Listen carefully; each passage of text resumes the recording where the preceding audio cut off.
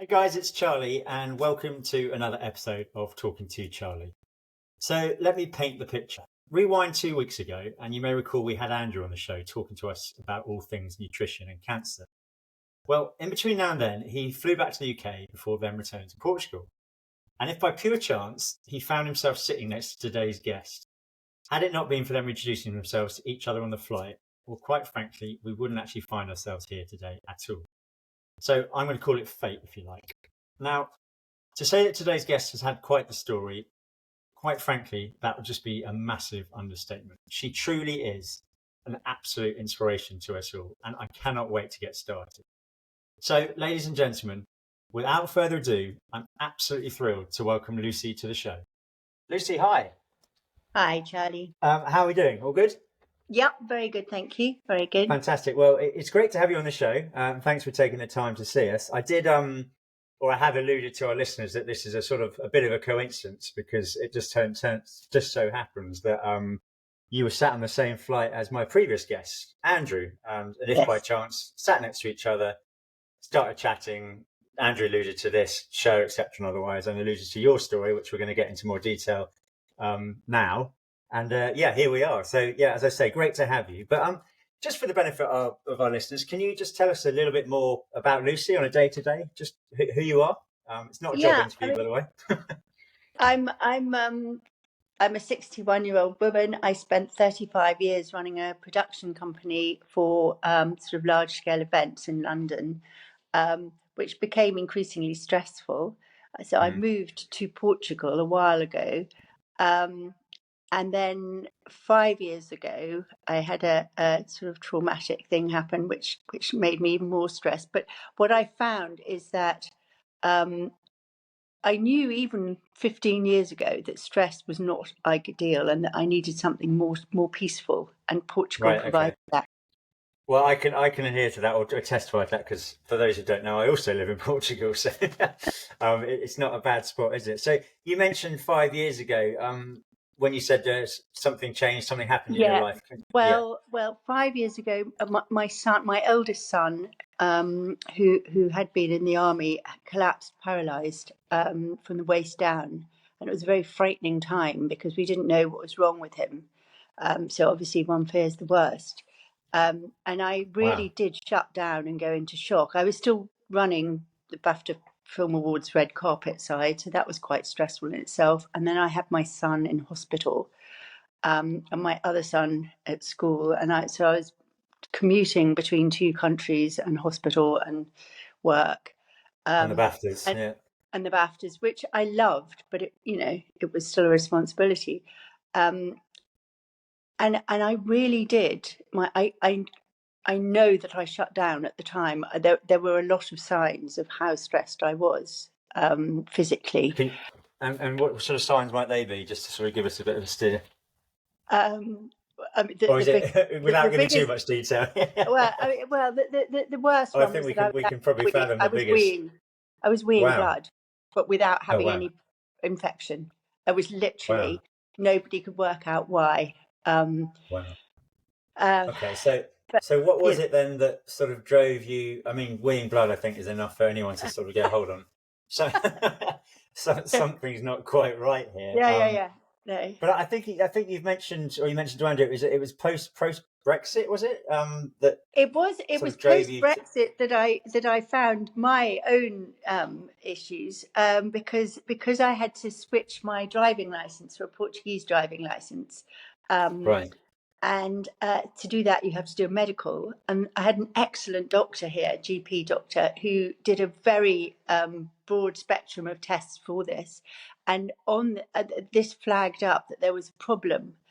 And he then sent me to have a colonoscopy.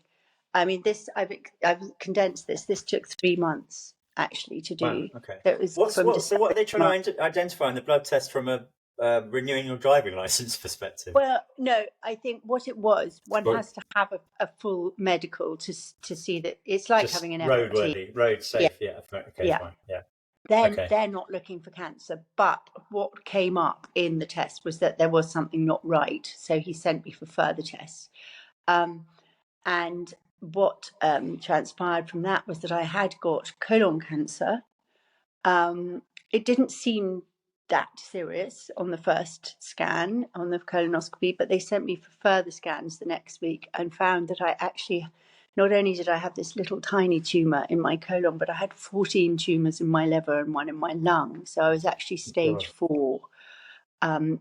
What was interesting too was that in 2019, just before Alexander had collapsed, I'd actually had some blood tests looking for cancer because a friend of mine had thought I had some edema in my legs, very slight, but it turned out to actually be rheumatoid arthritis and not cancer. So I had these marker tests. And I'd also been thrown off my horse. So my liver had been scanned because I'd broken my ribs, and that whole area was scanned to make sure my broken ribs weren't going to pierce my spleen and liver. So June 2019, there were no tumours and no cancer markers. April 2021, my cancer markers for the colon cancer was 1,964, and it should be under 37. Good God. So Right. Okay. it's very fast. Sorry. With that, so outside of weeing blood, I'm not sure if that's a common sort of symptom for diagnosis of colon cancer. No, that's nothing to do. That was to show. There's nothing to do with it. So you didn't actually have any sort of asymptomatic, any sort of typical. I had no symptoms at all for cancer. What I had was, I could feel cortisol literally streaming through me. I was very removed from reality. Which is understandable given your son's paralysis. But I was putting things in boxes. I was compartmentalizing my life so I could work, so I could see Xander, so I could, and I was reading up a lot about, what could help him. I mean, they did finally find out what was wrong with him, and it was bilharzia, and he also had to have chemotherapy actually for that. And he's amazing. He's walking again, he's flying again. Is he? Fantastic. He's incredible.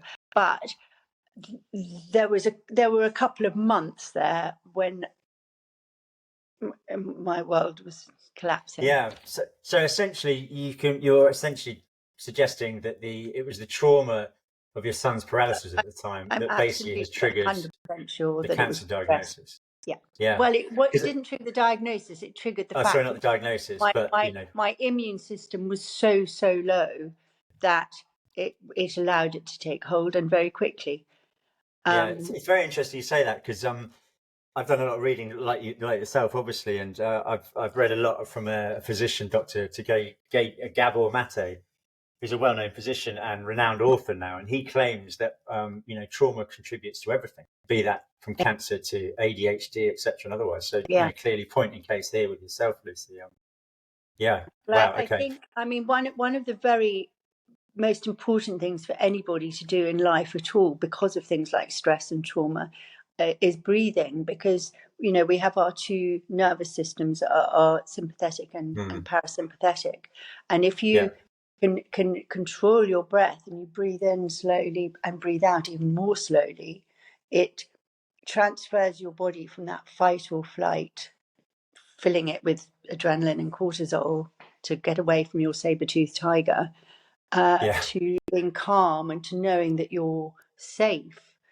And that is very important, because if we live in a constant sort of buzz of stress, we are actually we're literally burning the insides of our bodies. We're burning our nerves, we're burning our cells, we're burning everything. And disease will take hold. Yeah, of course. So really, some might not agree, but actually Brexit was kind of your saver to some extent, because otherwise... Well, I'm very anti-Brexit, but it did save my life. I have to remind my family when they're ranting about Brexit that there was a good thing that came out of it. I'm still here. Well, this is it. Well, actually, you mentioned the blood test in itself, and Andrew, who I know we mentioned previously. Andrew quite rightly, I think, was suggesting that one should have them, once or twice a year, and I totally agree. It's exactly. Yeah. He alluded to that. Yeah. Well, actually, 100%. Yeah. And then, also in a previous episode, I spoke to my oncologist George, and I'd always sort of said to him, I said, look, how does one even fathom or go about relaying to his patients that you've just been diagnosed with cancer? Now, that's one level. To be sort of suggested that you might be on death's door, I can't even imagine what must. I had a very brutal doctor, the first one I met, who basically my first. I mean, I was done. I had the colonoscopy thing. It was on a Wednesday night at about 9 o'clock, and a very sweet lady doctor did tell me in Portuguese that I had cancer, and I thought, I don't think I'm really understanding this. And I was like, okay. And she's like, do you understand? I said, yeah, I think I do. I think you're telling me I've got cancer. She's like, yeah. So I had to then go back on the Thursday night and see the doctor that was going to be in charge of me. And he said, right, well, you need to start chemo on Monday. And I was like, no, I don't think I want to do that, actually. I've decided I'm going to do the natural. Oh, really? So when was that sort of turning point in your head that you thought, Well, well, I've got the doctors giving me chemo, I've always been anti-chemo. So anyway, I hadn't kind of really realised quite how ill I was. And he said, well, if you don't do that, we can do chemo, surgery, chemo. And if you don't, you'll be dead in 5 months. And I was like, okay, that's not ideal. wow. Very Yeah, British. but very British. But then I did agree to go back for further scans. So the following Tuesday, I had a lot more. I had scans of the most likely places for colon cancer to metastasize are your liver and lungs, and Right. mine had. I had 14 tumours in my liver and one in my lung. So at this stage, he was like, actually, I said, so are you still suggesting operation chemo? And he said, I can't do miracles. Oh, wow. Wow. And he then said, it's probably more likely 6 weeks than 5 months. And I can't do miracles. Jesus. So I did say to him, I need a doctor who can. And I left. I didn't see him again. I did go back to the oncologist in the hospital. Right. To ask what they would suggest, not to necessarily have it, but to find out, because it needed to be part of what I was reading. And then I started to read something that came up that was your turning point in terms of the sort of the research, the reading, well, the self-medication practices, exception otherwise, or it was my turning point for knowing I had to find something for cancer. I had through my last sort of 10, 15 years of life, I've been very interested in alternative medical practices. And I had already decided that I wanted to start a retreat here. It's now much more specific that what I want to do. It's now much more to do with teaching about the chronic, how you deal with chronic disease. But so I had already learned quite a lot about alternative medicine. And I think because I've been a producer for so long, I really treated the whole thing a bit like a production. So it's like, right, I need to find out what's available, what works, and put a plan together, which is what I started doing. And I already had some strings to my bow in that through the last few years I've used things like bioresonance as a cure for things. Bioresonance is when they run an electric current through you. Everything in life has a frequency and has another frequency that can get rid of it. So whether it be a parasite, a virus, bacteria, and I'm very lucky. There's a very good practitioner very close to me here in Silge. So I'd already gone to see him and started these right from day one. I knew I already had a very good herbal practitioner. So I had some stuff there for, she put together some tonics for me. I started juicing, but then I also found this extraordinary treatment, which is dendritic cell vaccine. Right, okay. And this was Do you want to tell us a bit more about that? I'd love to, because this is what I really set my heart on as saving me. And initially I thought I was going to have it instead of the sorry, just without skipping. So you met the second, or you went back to the hospital oncologist. Yeah. You were reluctant still to do chemotherapy, but he was almost insistent, going, Lucy, I respect and appreciate your. He didn't respect and appreciate anything that I said. No, he thought I was an idiot. Right. Okay. No, I mean I have subsequently actually changed. I after this moved to Champollion as my centre of treatment in Portugal, which is an excellent hospital. At the stage that we're talking about, I was still down in the Algarve. But I did find out about dendritic cell, and then I had in my research as well found out about Champolimo, which is a hospital of excellence in cancer treatment in Portugal. It's a foundation which just deals with cancer. So I made an appointment to go there. I found the doctors there to be much more positive. Weirdly, I don't know if it happened with you, but when I started, the first doctors I saw were surgeons. They were, and they then sent you to an oncologist. So I met this surgeon up in Champolimo, who, to be fair, said it's the same thing: chemo, surgery, chemo. And I did say to him, I can't do that without point 4. Point 1, 2, and 3 is great, but point 4 is needed for me, which is to live a long and happy life. The difference there was that this particular surgeon, broke into a huge smile and said absolutely, and wrote point 4 down on his list. And fantastic! And you knew you had the right guy then. Knew I had the right guy. He then allocated me an oncologist up there, who again, much more positive. Still, I'd say oncologists aren't as cheery as surgeons, but they don't have quite such a cheery, outcome. Right. Chemotherapy on its own has a very, very horrific statistic, and one can read this. This is not me, to actually get rid. It's very useful to shrink tumours, but to get rid of tumours, there is only a 2.5% success rate of chemo. Really, I didn't know that. So I should know that. You should know that. I mean, it does happen, but it's very rare. What it's very useful at doing is shrinking the tumour. Because what our bodies do, what happens when we have cancer and it's out of control, is that the cells in our body, which normally have a sort of lifespan and die, it's called apoptosis, they stop dying. So these cancer cells are just making more and more cells, but they're not dying. And our bodies actually sort of create these tumours to protect us.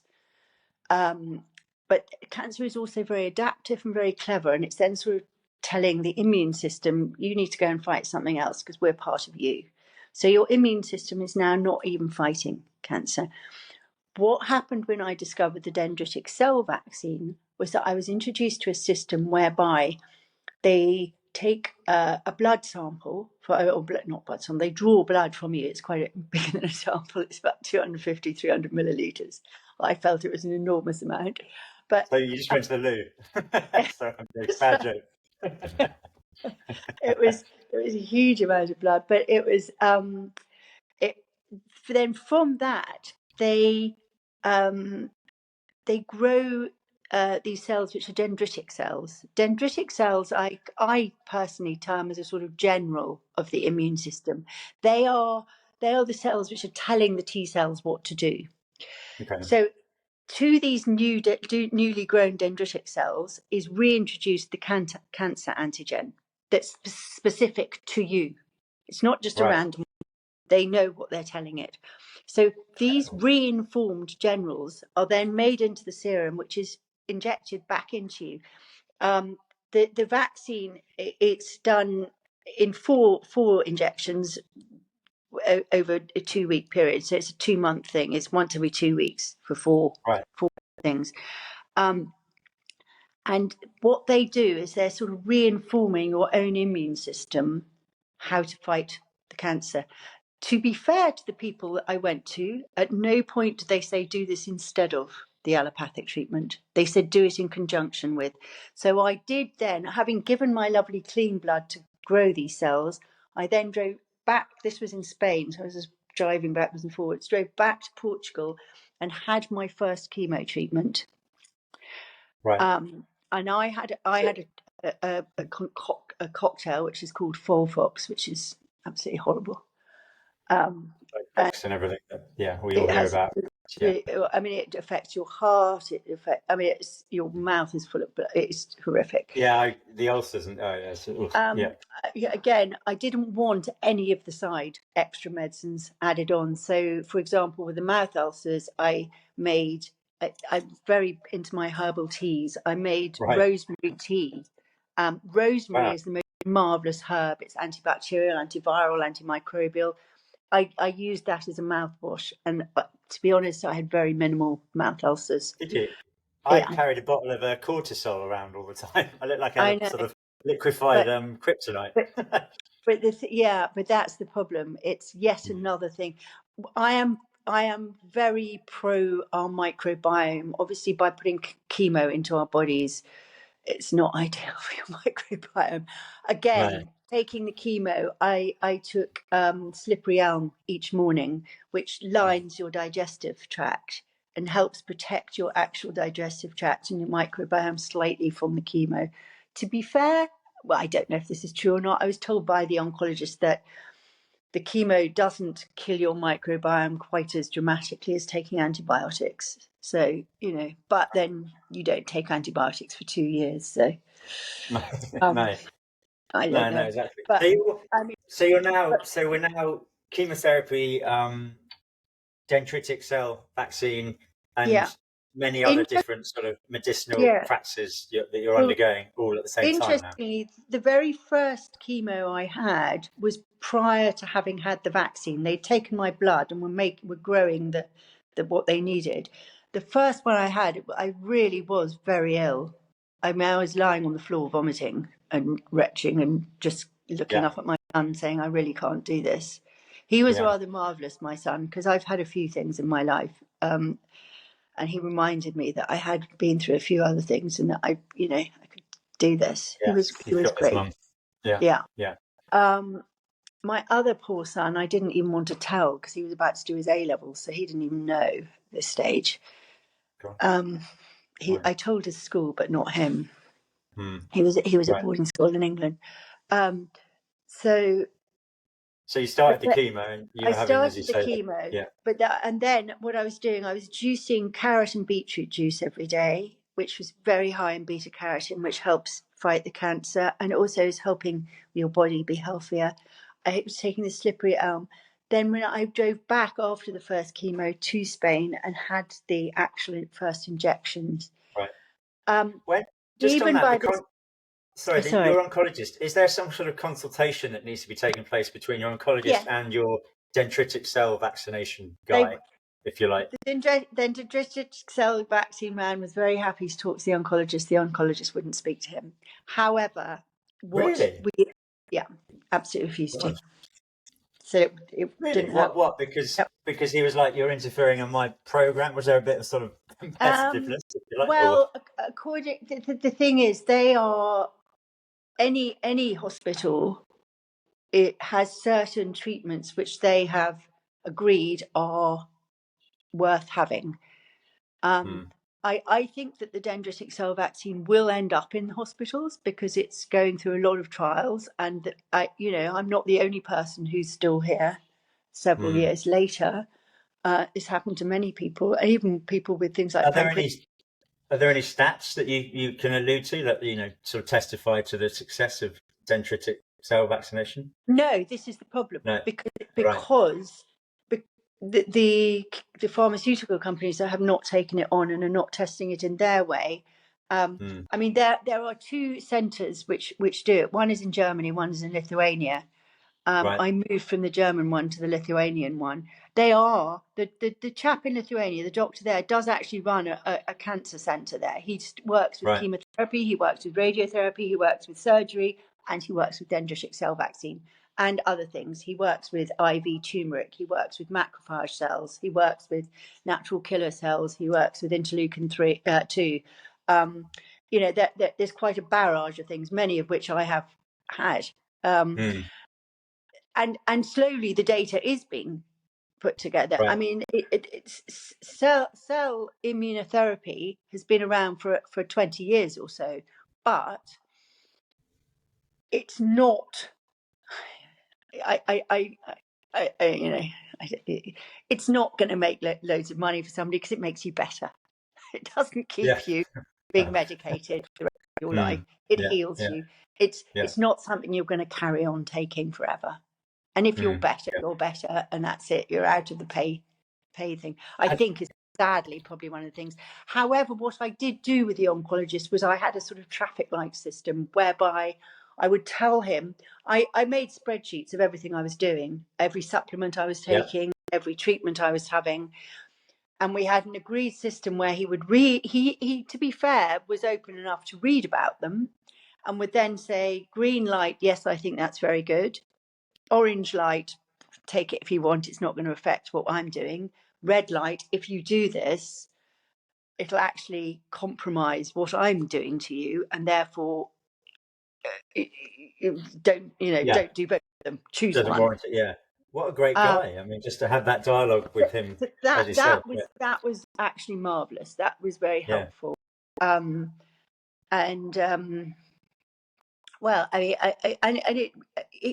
I have got huge spreadsheets of everything I did. I was at one point over I think 60. given your profession, you sort of well practiced in being methodical and I'm everything. good at spreadsheets. Yeah, exactly. And so you've got the chemotherapy, the side effects, dendritic cell vaccination. There aren't any sort of known side effects, or There are none. There are absolutely none. Of the sort of healthy options I did the dendritic cell vaccine. I did actually sort of boost that by having a series of macrophage cell injections. Those don't have the specific cancer antigen programmed into them. They just boost your immune system. They are another sort of general from your immune system, the macrophage cells.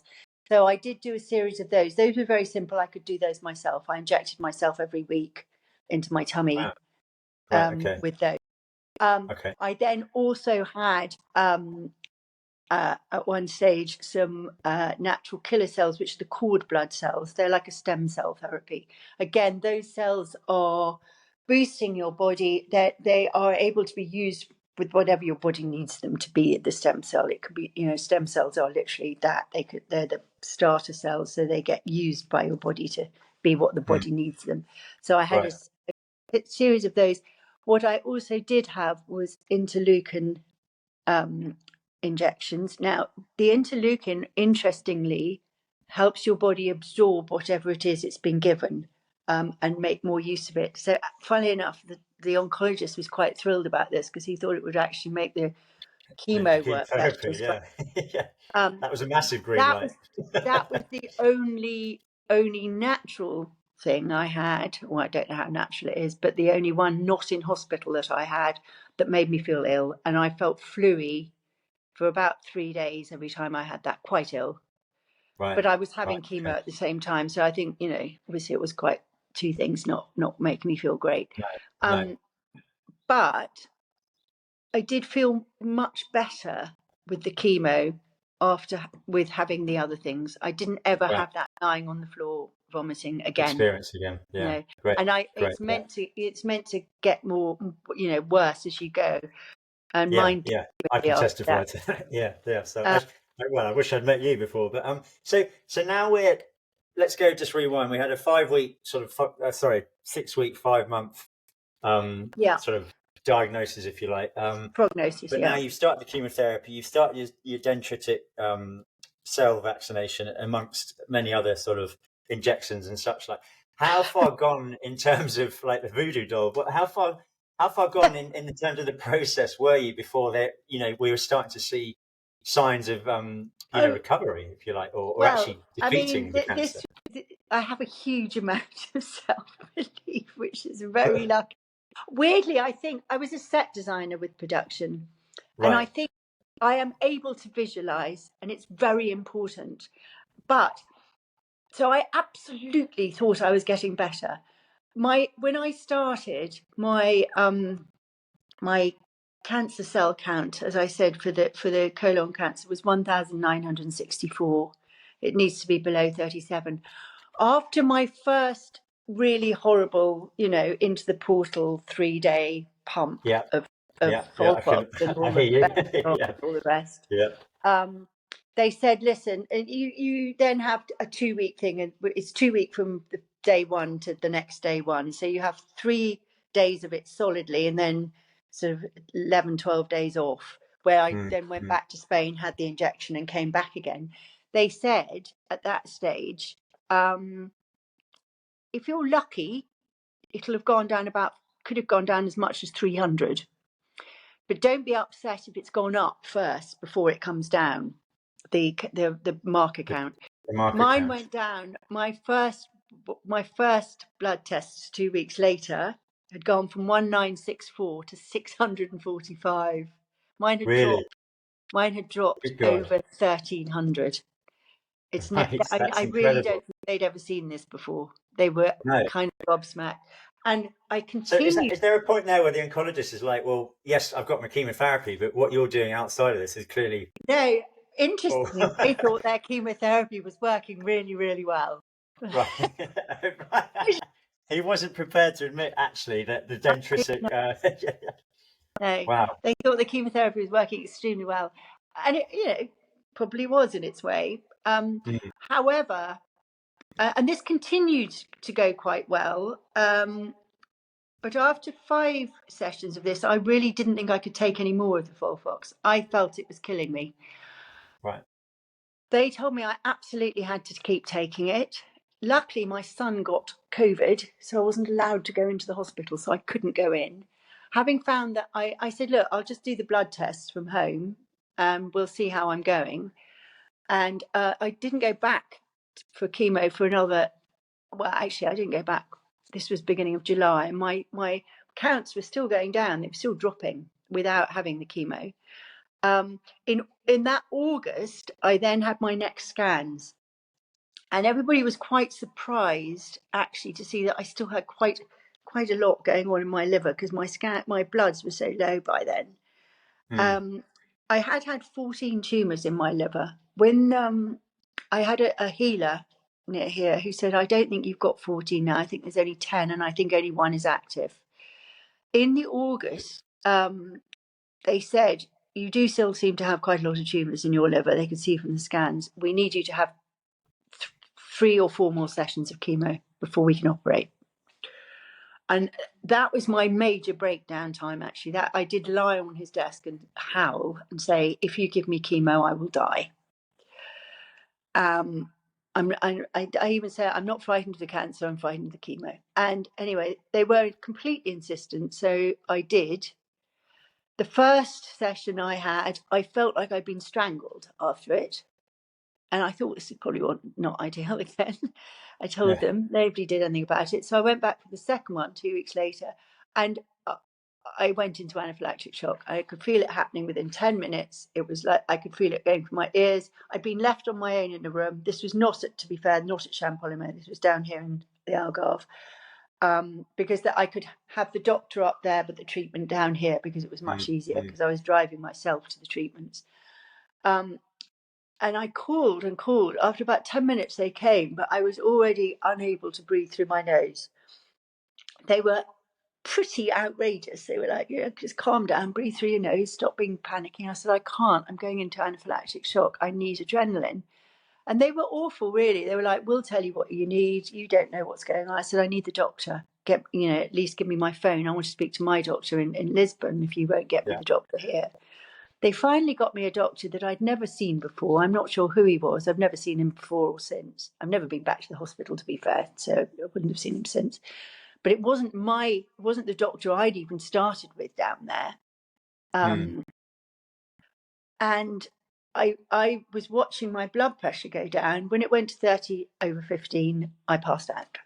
And then I was resuscitated. I did come round. They said that they could continue to do the chemotherapy. Oh, God. Music In to the your ears. ICU. I was like, absolutely not. Don't even touch me. I'm going home.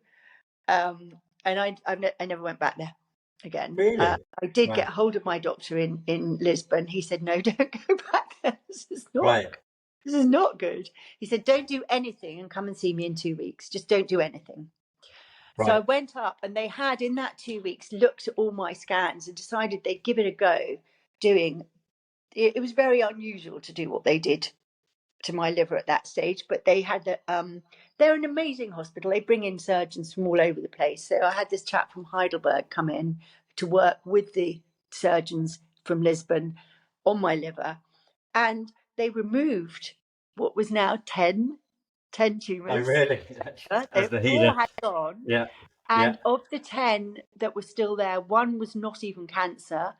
Of the 9 remaining, 8 were dead or dying, and only 1 was active. So the healer had, We've from his nailed it. vibrational thing, had absolutely nailed it.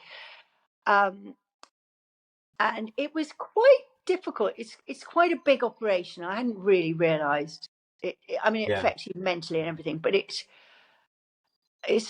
yeah. I mean, it took me a little while to get over it.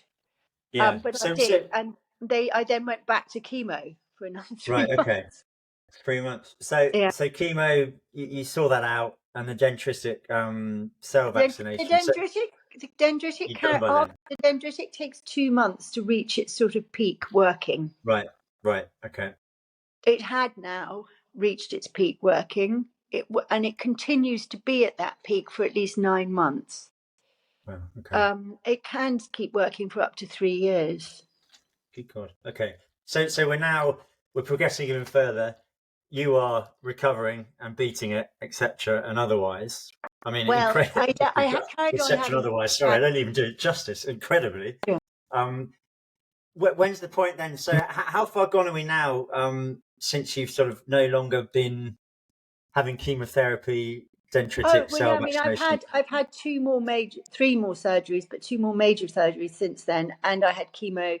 I had chemo until January. Then I had my liver. January. Sorry, which year are we January now? 22. I Right. had chemo till then. I had major liver surgery in February 22, where they took 70% of my liver out, which turned out to be completely healthy. There was no cancer in it at all. Oh God. Right. That was quite upsetting.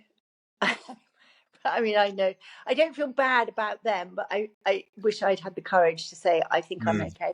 Then they did the colon operation. Again, there was no cancer left. There was a scar. There was no cancer in that biopsy. So I was sort of given an all clear. And then I came back 3 months later in July, and they said, oh, we think 22. This is or 23. July 22. And they said, Right. we think you've got cancer in your peritoneal cavity, which is terrible. And Oh. and this went back. So it was a bit of a roller coaster. So then they went, yeah, we've got to do something right. And my mum was dying. And I was like, I've got to go to England. My mum's dying. They said, you can't. You've got to stay here because it will kill you in 3 months if we don't act right now. Now, these were the people in Lisbon who I did trust. So hold on, you've had a diagnosis already that says 6 weeks to 5 months, and now you've just sent. Then you have a second one that's saying if you don't do anything, you've got 3 months. Yeah. Christ. But I mean, that's without treatment, obviously. If you have Yeah, treatment, no, absolutely, but it's still but pretty anyway, alarming, nonetheless. So I started again, and this time I was doing 2 lots. I was doing the into the portal and the daily tablets. Yeah. So I then literally did from July till December of tablets every single day, and every 3 weeks going back to the hospital for more. And I'm going to be honest, it was probably my lowest time actually at that time. I really thought I can't do this anymore. And what they wanted to do was a thing called cytoreductive surgery, which is they really open you up from your breastbone to your pelvic bone, take everything out of your peritoneal cavity, Got have a you little almost. storage. Yeah. It's a 12-hour operation. Then they pump hot chemotherapy into your stomach. I can't imagine you wanted that or did that, just from what I we've learned. didn't want that. What I did do was I went back to the dendritic people and I had a second round of that with all the, bells and whistles. In January, I'd read about this operation. It's really not a nice one. It has horrible side effects forever. And there was a surgeon I wanted to talk to, and they were sort of blocking me they weren't blocking, but they wouldn't tell me how I could get my scans to him. So in a way, they did block me a bit. I was at a very low ebb then. My surgeon at Champollion was actually amazing, and he was friends with this surgeon, and he did send him my scans personally. Right. And actually, what I needed was somebody medical to reinforce what I believed, which was that what I had in my peritoneal cavity was not cancer but scar tissue, because I had had 3 huge operations. So you were adamant it was a scar tissue, and there was a sort I of... was adamant, but not adamant enough to walk away from the hospital, because I also didn't want to die. Although by that Christmas, I wasn't really sure that I wanted to live either. I didn't feel well at all. Right. And actually, again, my eldest son said, "I don't give you permission to die, Mummy. I don't." Because I was sort of asking for permission at that stage. I think we should meet your son in another episode. My son's amazing. What Yeah. an inspiration as well, yeah. He's oh God, he's an inspiration. Yeah, I mean, he's run the London Marathon for spinal injury because he was paralysed. He's an amazing chap. But that's subsequently to being paralysed. But yeah. So anyway, this surgeon from Basingstoke, this amazing man, did say, "Actually, do you know how awful this operation is?" And I said, "Yeah, I do, but they keep telling me it's not that bad." And he said, "No, it really is as bad as you think it is. And I think, looking at your history, I think you might be right. And if I were you, I wouldn't have it right now. I'd wait. If we were wrong, I would have been dead in 3 months. So what we decided to do was scan again 2 months later, which we did. And I was fine, and I'm still fine. So we scanned in April. So this was February 23. April 23 we scanned again. July 23 we scanned again. December 23 we scanned again. My next scans are in June. I'm fine at the moment. I still juice, but not every day because it's quite hard work. But I do still do the juicing. I'm still very much, organic, vegetable-based diet. I don't eat red meat. I eat some white fish and white chicken, white meat, organic. I still do my herbal stuff. I still make my teas. The dendritic, because I had it again in 23. I can't remember what year I'm in anymore. I think I had it. I think. Yeah, no, we're now in 24. I actually know. So I had the dendritic thing again in October 22. So it is still active. How I had it last time means it's still active. And I have to be honest, for me, I'm very sure. The thing that's amazing with it is it's doing the mopping up, which the chemo can shrink things, but it can't mop up. The dendritic can, because it's your own immune system. And what was fantastic in the hospital was when they did get those 2 all clear biopsies, is they did say, "Whatever you're doing, keep doing it, because we couldn't have done this." Incredible. That they did say. They were prepared to say that, to admit and go, yeah. Yeah. So you kind of go on. I do believe that it's giving me a second go. Second chance at life, or third chance at life, given the second diagnosis. So in remission now. Yep. I'm going one step further. I'm saying I'm clear. Yes, I love it. Love that attitude. Yes. Let's celebrate that. If I knew what to press on a button to get a round of applause, I'd press it right now. That's fantastic. So, I mean, well, incredible, really. So really, just for anyone listening, and particularly someone who might have been recently diagnosed with colon, as a kind of takeaway, I think clearly dendritic cell vaccination is a big one. Can you just give us a quick... I actually say, to be fair to dendritic cell, it's many cancers. It's not just colon. Right. Yeah, sorry, apologies. There are people with pancreatic cancer, and I don't know if you know about cancers, but that is a horrific one. Even they've got 2 patients with pancreatic cancer who are still alive 2 or 3 years later. That's amazing.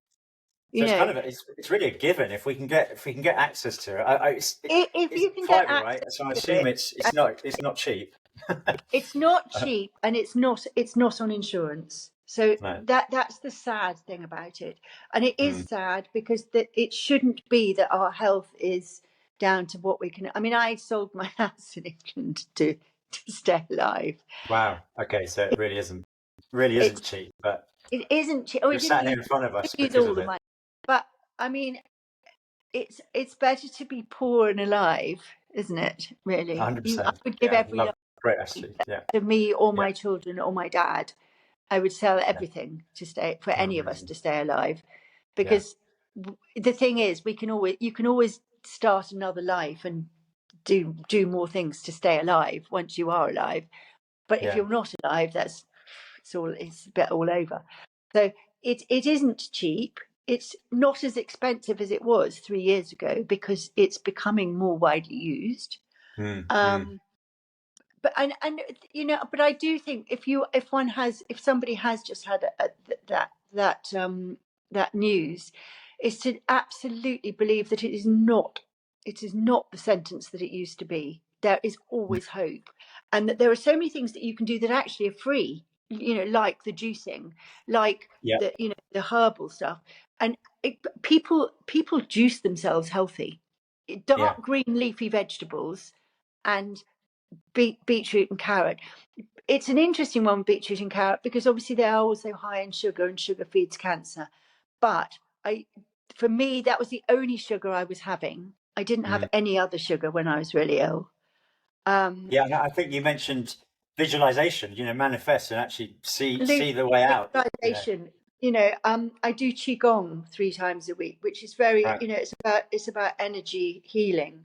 Mm. It's the warm up for Tai Chi, but it's a very lovely ancient sort of Chinese practice, and that I found incredibly helpful. Yeah, Um, yeah. Well, actually, my oncologist and I agreed as well. It's just the albeit dreadful times to try and retain that PMA, that positive mental attitude it's is really, paramount. really important, and Yeah, also to acknowledge what may have led you to getting there and try and change that as much as yeah, possible, whether it be yeah. stress, whether it be bad diet, whether it be whatever the problem may be, is to try Trauma, as we sort of we alluded to absolutely, earlier. Yeah, but yeah. to sort of acknowledge that yes, it's awful having cancer, but it can also teach you, and it's, if you can try and take the positive from it, see what it can teach you and move Well, forward with your new yeah. life. Well, Because and I if you think now you can move mentioned that, forward gone. with your new life, that is really important. Yeah, and you mentioned earlier about your retreat, which I think given what we've just learnt today, Lucy, I think you will be oversubscribed as and when that goes live. But just to give us a quick sort of snapshot of what your dreams there, your visualization for the My retreat would be. dream there really is that I can sort of, well, I think everybody has their own journey with any chronic Yeah. disease, but what I'd like to give them are the tools to take that journey, that, Mm, what to learn, what to look for. There's so much out there, and it's really difficult to find out what's actually real and what's a load of old nonsense, because everybody's allowed to spout whatever nonsense they want on the internet nowadays and say it's mm. true. So I was very lucky. I have a very good friend who's a professor at Imperial College, so I could send papers to Imperial College. They could Yeah, say these are real and this is nonsense. yeah, The dendritic was very, they very much said, yeah, this is the one. Go for this one. So right, that already had science backed, but sort of yeah. But coming to advice. your retreat is going to be, And coming to you're my going to retreat is educate. going to be an education in nutrition, juicing, herbs, mushrooms. Medicinal mushrooms are amazing. Yeah, I have Shagam, heard that. turkey tail. Turkey tail is very good for the lung. Right, I'm funny enough. I'm actually going on a course tomorrow, near us, between us. right. But I think mushrooms are really important and becoming more understood all the time now.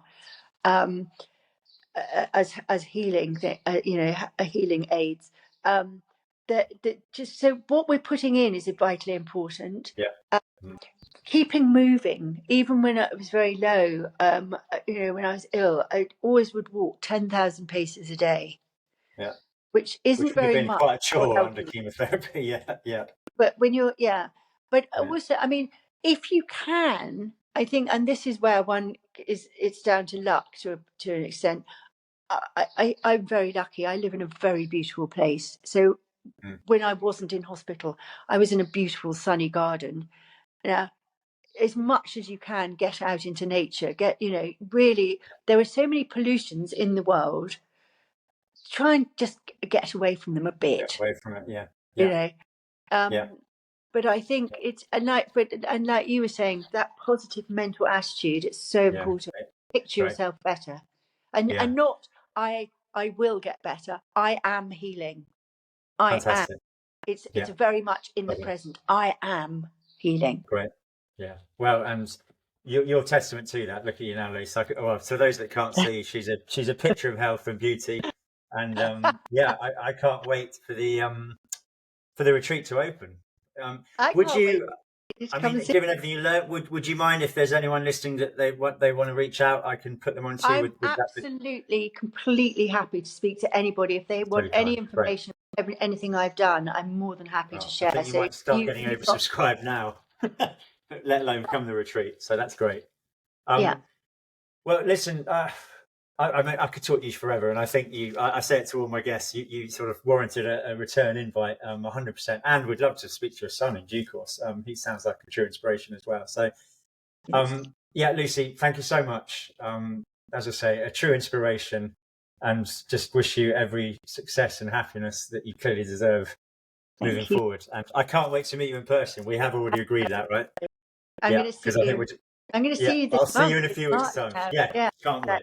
Right, it's in the diary. Let's do it. Thank All right, you. Lucy, thank you so much again. And we look forward to seeing you soon. Bye-bye. I'm not too sure how to actually put that all into some kind of context, to be honest. Hope is one word that immediately springs to mind. Resilience, strength, determination, perseverance, positivity, you name it. I just don't think there's actually enough adjectives to do justice to describing Lucy and what she's been through. But I do truly hope that Lucy's story does bring some hope to our listeners that may find themselves in a similar situation, as well as inspiration to us all just to never, ever give up, no matter what kind of adversity we might be facing. Now, I know Lucy mentioned getting in touch with her, so if anyone listening did want to, please DM me via our account on Instagram at Talking to Charlie, and I'd be, of course, delighted to make the necessary introductions. I'm Charlie. This was Talking to Charlie. Be inspired, keep smiling, be kind, and I look forward to seeing you all again soon.